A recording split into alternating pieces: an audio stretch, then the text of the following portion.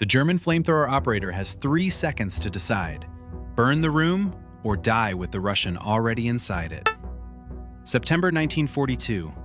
Stalingrad's grain elevator becomes a vertical tomb where Soviet defenders, reportedly including a famous contingent of 18 sailors, hold the massive structure's levels against an enemy who controls the stairwell. Every meal is a corpse's ration. Every reload happens in darkness because muzzle flash draws fire through walls already shredded to lace. But here's what the combat manuals never explained. Why did Wehrmacht units, elite troops who'd conquered Paris in weeks, need 3 days to advance 10 meters? What changes in a soldier's brain when the enemy breathes the same air, when you hear him reload in the next room, when the man you're ordered to kill is close enough that his sweat smells like yours? The Germans called it Rattenkrieg, the War of Rats, a doctrine born from desperation that turned rubble into weapon, proximity into psychology, and transformed urban warfare into something battalion commanders on both sides couldn't control anymore. Because when you close the distance to arm's length, doctrine dies. And something else takes over. Mid-October 1942. A Soviet sergeant representing thousands of defenders like him stands in the 62nd Army Forward Command Post, a cellar 40 meters from the Volga riverbank. The briefing officer traces a line on the sewer map. Lead a 10-man rifle squad through subsurface tunnels to reinforce positions in the factory district before dawn. The defenders have ammunition for perhaps 12 hours of sustained fire. Surface crossing is impossible because German MG-42 teams control every approach, firing 1,200 rounds per minute across open ground. The only route is underground, 800 meters through Stalingrad's pre-war sewer system. He has made this run twice before. He nods, rolls the map, and checks his PPSH-41. 2 drum magazines, 71 rounds in each. Voronov's kit is minimal by design. A pre-bombardment city sewer map, folded and refolded until the creases threaten to tear. A compass, useless underground where concrete and rebar deflect the needle. A knotted rope, reportedly marked at regular intervals, for measuring distance in total darkness. Standard procedure is simple. Memorize the route by counting paces and identifying tactile landmarks. Junctions marked by valve wheels. Ladder rungs bolted into brick. Changes in wall texture from rough stone to smooth concrete. Flashlights are forbidden because German troops control the surface manholes. A single beam draws immediate grenade drops or rifle fire through breaches in the tunnel ceiling. The grain elevator is 800 meters west of the riverbank. Surface crossing is a kill zone. German machine guns kept the open ground under near constant fire, and the rubble offers no cover deeper than a brick fragment. Soviet scouts navigated a subsurface route through the city's sewer system, a complex dogleg through main tunnels and lateral access passages. According to specialized accounts of the urban combat, soldiers memorized sequences like this: 200 meters west to the first junction, turn north for 150 meters, then west again through the widest tunnel until the second junction valve wheel. From there, a narrow lateral passage climbs slightly and surfaces inside the elevator's basement. The route takes 25 minutes at a careful pace, moving single file with one hand on the wall. The squad leader knows the map is a gamble. The mid-October assault involved one of the most concentrated bombardments of the war, with thousands of tons of ordnance leveling the industrial district. Sewer tunnels collapsed, junctions filled with rubble, and ventilation shafts caved in. Historical accounts suggest that sewer maps became rapidly obsolete as reconnaissance missions into the underground labyrinth proved increasingly deadly. Teams either returned within an hour or did not return at all. Earlier in September, defenders of the grain elevator had held out for days while completely isolated. The fall of such a critical high point would have given German observers direct sight over the Volga crossings, potentially severing the 62nd Army's only lifeline. He folds the map into his jacket and signals the squad. They move toward the sewer entrance at 0200 hours. The squad enters the sewer at 0200 hours. Within 50 meters, the air thickens. A rotten egg smell, sharp and unmistakable. The characteristic stench of city gas leaks. Methane itself is odorless, but the pre-war gas mains run parallel to the sewer tunnels, and the bombardment ruptured both. Concentrations above 5% by volume create an explosive atmosphere.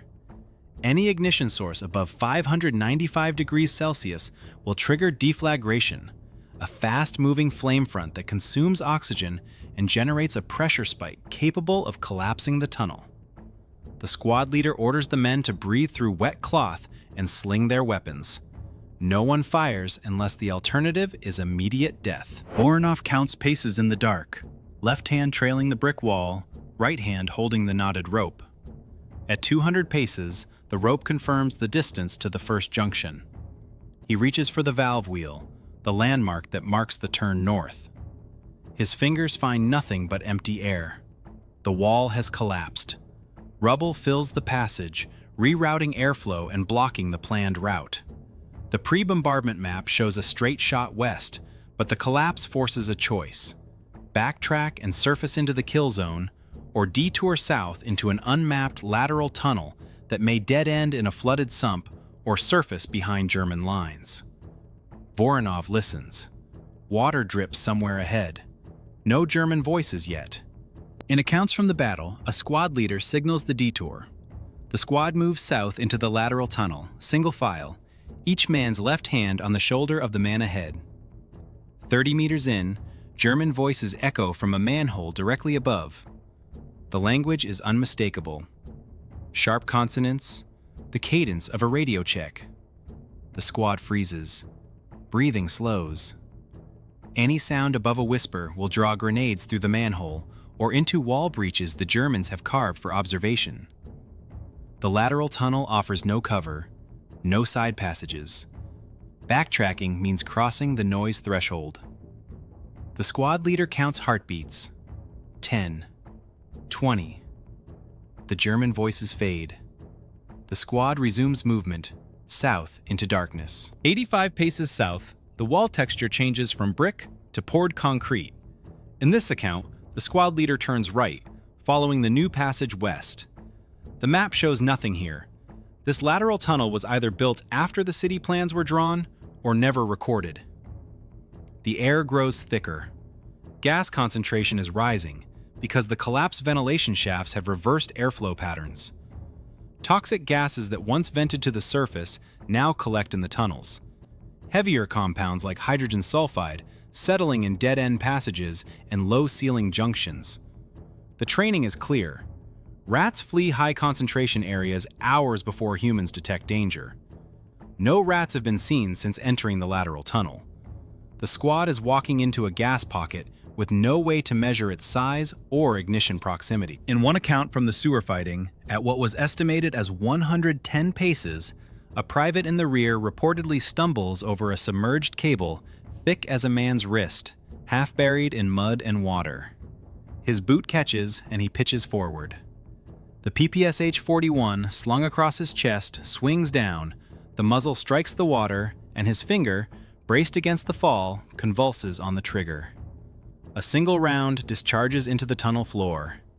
The muzzle flash, a white-orange burst reaching 2,000 degrees Celsius, ignites a pocket of methane clinging to the ceiling.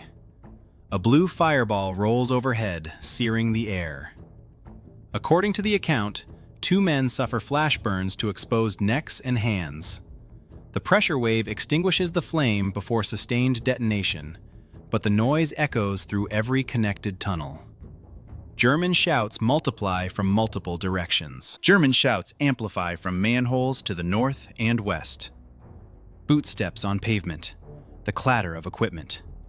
They know the squad's approximate position and will drop grenades down every nearby manhole or rush the tunnel entrances with flamethrower teams. In accounts that have emerged from the battle, a Soviet sergeant calculates 300 meters remaining to the grain elevator junction, perhaps 6 minutes at crawling speed. The danger is real. Methane buildup in damaged sewers could make any spark catastrophic. Though historical records show soldiers frequently discharged weapons in these passages despite the risk. The squad cannot retreat into the passage behind them.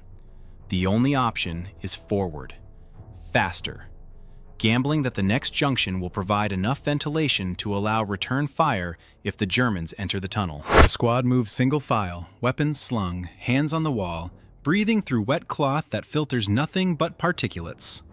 According to accounts of the sewer war, Voronov counts paces and listens for the valve wheel that marks the grain elevator junction. The mercaptan's stink intensifies, eyes water, throat burns. The methane concentration is climbing past the lower explosive limit, somewhere between 5 and 15% by volume. In this range, any ignition source will trigger deflagration. A muzzle flash, a metal spark from a boot heel striking stone, even static discharge from wool against steel. The squad's survival depends on absolute silence and the hope that German pursuit stops at the tunnel entrance rather than following into the gas. At 280 paces, Voronov's hand finds the valve wheel. Cold steel, pitted with rust, exactly where the map promised. Relief lasts 2 seconds. The tunnel ascends sharply beyond the wheel, a new incline not marked on any pre-war plan. Dim light seeps through a crack in the ceiling 10 meters ahead. Voronov crawls forward and peers through the crack.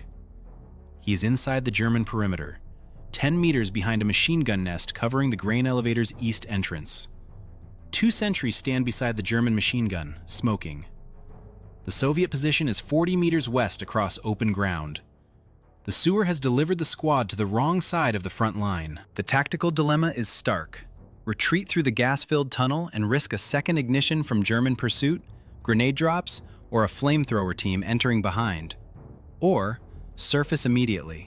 Eliminate the machine gun crew in close quarters without gunfire that alerts the entire perimeter and sprint 40 meters to the elevator under covering fire from the defenders. The first option is slow death by asphyxiation or explosion. The second option is a 20-second window where everything must go right. According to Soviet tactical doctrine, the decision is made. 4 men surface first, knife kills only, then covering fire on the MG-42 crew while the rest drag ammunition crates from the sewer and cross to the elevator. Methane, chemical formula CH4, is lighter than air. In intact sewer systems, it rises and vents through shafts to the surface. But the October bombardment collapsed ventilation shafts and created new air pathways through rubble, reversing pre-war airflow patterns. Gas now pools in ceiling pockets and dead-end passages where it once dissipated. The lower explosive limit is 5% methane by volume. Between 5 and 15%, any ignition source above 595 degrees Celsius will trigger deflagration, a fast-moving flame front that consumes oxygen and generates a pressure spike. Tunnel geometry matters. Narrow passages accelerate the flame. Wide chambers allow it to dissipate before lethal overpressure builds. In accounts from the battle, Voronov's squad saw no rats in the lateral tunnel. They were already inside the explosive envelope. Soviet doctrine prohibits weapon discharge in known gas zones. But without working ventilation or portable gas detectors, soldiers rely on smell and the presence of rats. According to trench lore passed among the troops, rodents were believed to sense danger in high concentration areas before humans could detect it. No one had seen a single rat. When the PPSH-41 fired, its muzzle flash lasted only a fraction of a second, too brief to sustain combustion in open air. But this wasn't open air. In the confined tunnel, the flame front propagated outward from the ignition point, feeding on accumulated methane until the gas was consumed or oxygen was depleted. The soldiers knew what their own weapons could do to them here.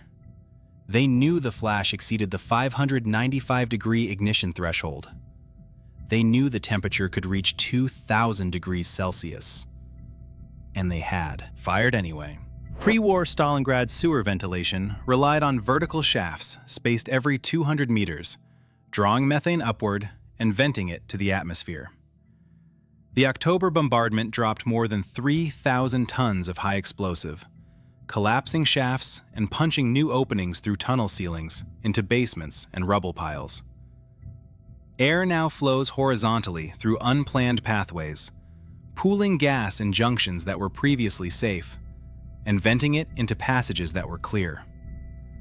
The result is an unmappable hazard. A junction that was safe yesterday may hold lethal concentration today, depending on wind direction, temperature, and the collapse geometry of nearby buildings. Standard city maps, such as those used by the High Command for artillery coordination, were rendered obsolete by the shifting geography of the ruins. 4 Soviet soldiers lift the sewer grate, centimeter by centimeter, until the gap is wide enough for a man to slide through. The night air is cold. The 2 German sentries stand 3 meters away, backs turned, rifles slung. Voronov goes first, knife drawn, moving on elbows and knees across frozen mud. The sentry on the left exhales cigarette smoke. Voronov rises behind him, left hand over the mouth, right hand driving the blade into the kidney and twisting upward toward the lung. The second soldier turns, eyes wide, and a Soviet private lunges from the sewer, blade into the throat. Both sentries collapse without sound. The MG-42 crew, 15 meters ahead, hears nothing. The MG-42 crew sits behind sandbags, scanning the grain elevator entrance 40 meters west. They do not look behind them. The squad leader signals. 4 rifles fire simultaneously. According to some accounts of the fighting, soldiers attempted to muffle their shots using improvised materials, though whether such methods could truly suppress the crack of a rifle round remains questionable. 3 rounds hit the gunner in the back and neck. The loader spins, reaching for his MP-40, and 2 more rounds punch through his chest. He falls across the sandbags. The muffled fire buys 15 seconds before the rest of the German perimeter realizes the machine gun nest is silent. The squad leader waves his men forward. The remaining 6 soldiers haul ammunition crates from the sewer and sprint toward the grain elevator. A small group of soldiers attempts to cross open ground under fire, each reportedly carrying wooden crates of ammunition and grenades. German rifle fire erupts from the perimeter. Muzzle flashes blink in the darkness. Rounds crack past, kicking up mud. According to accounts of the action, 1 soldier takes a hit and stumbles. Another grabs his collar, dragging him forward. A second man is struck, spins, and falls. The remaining soldiers reach the elevator's basement entrance, shove the crates through the doorway, and dive inside. Defenders pull them down behind sandbags. The ammunition crates are intact. Inside the grain elevator basement, the air is thick with dust and cordite. 18 Soviet defenders occupy a space the size of a small classroom, surrounded by corpses stacked as sandbag reinforcement. The commander, a lieutenant with a bandaged head, surveys their dwindling supplies. According to dramatized accounts of the defense, they were down to their final crates of ammunition, including specialized rounds for light machine guns and whatever grenades remained. Enough for days of rationed fire, maybe longer if they scavenged German weapons from the next assault. Then 1 soldier, tasked with scouting the underground routes, reportedly warned of dangers below. The sewer route may be compromised by gas buildup and German patrols in the tunnels, but the lateral passage might still be navigable if sappers could clear it with timed smoke grenades. The lieutenant nods and orders the scout to rest. But as the men settle into their positions, someone notices something is wrong. Legend has it that in the confusion of the basement combat, the count of men fluctuated as soldiers disappeared into the tunnels. The next German assault will come at dawn, and one of their own may still be out there in the darkness. The grain elevator holds for 7 more days. German assaults come every morning, supported by artillery and flamethrower teams. But the resupplied defenders ration fire and hold the stairwells. On September 22nd, the last Soviet defenders were forced to abandon the position, and German troops occupy the ruins. But the delay is enough. The 62nd Army reinforces the Volga riverbank, maintains the supply line, and the German advance stalls 300 meters short of the water. The elevator's fall is a tactical loss, but an operational success. The defense bought time measured in days, and in Stalingrad, days meant survival. November 24th. According to accounts from the 62nd Army, an officer's hands are still shaking as he writes the after-action report at headquarters. Every detail goes in. The methane that nearly killed them, the obsolete maps that almost got them lost. the navigational gamble, how they surfaced behind German lines and turned disaster into opportunity. But here's what changes everything. 2 weeks later, historical anecdotes describe this officer face to face with a terrified 18-year-old sapper. The kid can barely hold the rope steady. He shows him how to tie the knots for distance measurement, how to read the chemically treated paper strips that change color when toxic gases are present. The strips are crude, often inaccurate, but they give you a warning margin. They save lives. This scene is reportedly repeating across the entire 62nd Army. Every rifle company now has a trained sapper, updated sewer maps, knotted ropes, portable gas detection strips. The report didn't just document what happened. It contributed to what would become formal Soviet doctrine for underground combat. By December, the tactics are spreading into other Stalingrad fronts. One man's survival story is becoming every man's survival manual. The Germans adapt. By early December, pioneer units reportedly seal sewer access points with concrete and debris, positioning flamethrower teams at known tunnel exits. Flammenwerfer 35 teams, each carrying 11.8 liters of fuel with a maximum effective range of 25 meters, wait in basements adjacent to Soviet-controlled buildings. When Soviet squads surface, operators have only moments to ignite the nozzle before being targeted by return fire. The tactic is effective in confined spaces, but costly. Historical accounts suggest flamethrower operators suffered exceptionally high casualty rates, often exceeding 50%, as the visible fuel pack made them priority targets for Soviet riflemen. Both sides lose men to fire and bullets in spaces too small for maneuver. Soviet sappers counter by using timed smoke grenades to clear methane pockets before movement. The grenades, typically used for concealment, generate heat and airflow that pushes gas concentrations below the explosive limit in confined spaces. Sappers roll grenades into suspect tunnels, wait 2 minutes for the smoke to vent, then enter with weapons slung. The tactic reduces accidental ignitions by an estimated 40%, according to 62nd Army records, but adds time to every sewer transit. Speed versus safety becomes a constant calculation. Voronov leads 3 more resupply runs in December, each one slower and more methodical than the last.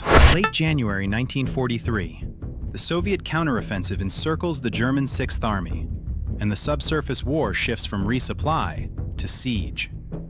German troops, cut off from ammunition and rations, retreat into basements and sewers to escape artillery fire. Soviet forces pursue, using sewer navigation techniques developed during the months of urban defense. The roles reverse. German soldiers now navigate unfamiliar tunnels in darkness, while Soviet sappers control the maps and access points. The Rattenkrieg doctrine, born from desperation in September, becomes a doctrine of pursuit by February.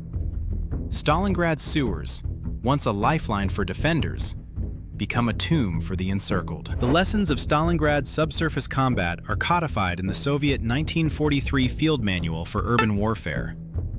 Subsurface navigation, gas hazard management, and close-quarters ammunition rationing become standard training for all infantry sappers.